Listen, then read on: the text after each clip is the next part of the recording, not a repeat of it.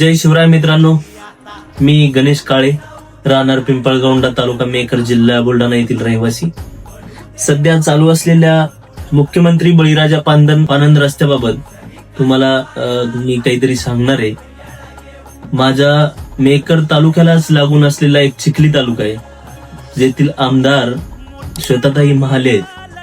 त्यांच्या तालुक्यामध्ये 488 रस्ते त्यांनी सरपंच आणि ग्रामसेवक यांची बैठक लावून कृती आराखड्यामध्ये 488 रस्ते घेतलेले आहेत आणि त्यातील 142 रस्त्यांचे काम त्यांनी पूर्ण केलेले आहेत आणि राहिलेले उर्वरित 346 रस्ते आता त्यांचे काम प्रगतीपथावर आहे आणि येत्या काही महिन्यातच उर्वरित जे काम ज्या रस्त्यांचं चालू आहे त्या रस्त्यांचं काम आता पूर्ण होणार आहे.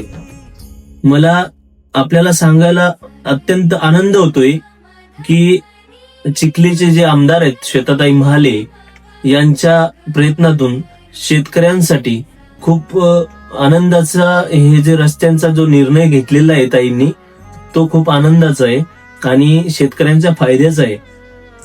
तसाच माझ्या तालुक्यामध्ये अद्याप माझ्या आमदारांनी असा निर्णय का नाही घेतला, आता हा माझ्या भोवती एक प्रश्न पडलाय. मला हा प्रश्न पडलाय की माझ्या तालुक्याच्या आमदारांना की तालुक्यातील शेतकऱ्यांचे हे प्रश्न दिसत नसतील का, हा सुद्धा मला एक प्रश्न पडलाय.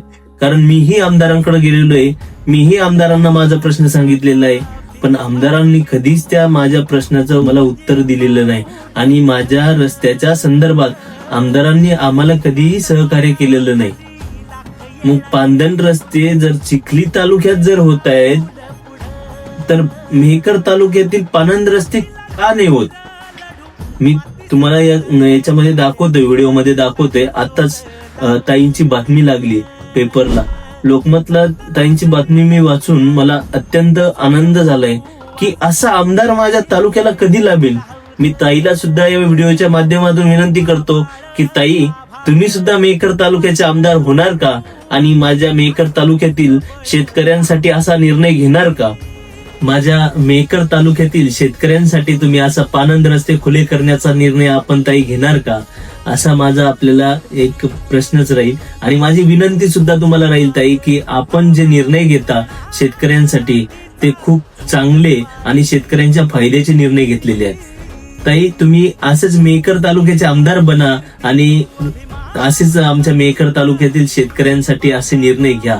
मी तर म्हणेल ताई, तुम्ही खासदार जरी झाल्या जिल्ह्याच्या तर विकासाची गंगा या जिल्ह्यामध्ये वाहू शकते. आशा करतो की लवकरच आपले जे खासदार होण्याचे स्वप्न जर असतील ते पूर्ण होत आणि माझ्या जिल्ह्यातील सर्व शेतकरी बांधवांचे स्वप्न आपण पूर्ण करावेत, अशी संत गजानन महाराजांच्या चरणी प्रार्थना सुद्धा करतो. एवढे बोलतो आणि माझे शब्द थांबवतो. जय शिवराय, जय शंभूराजे.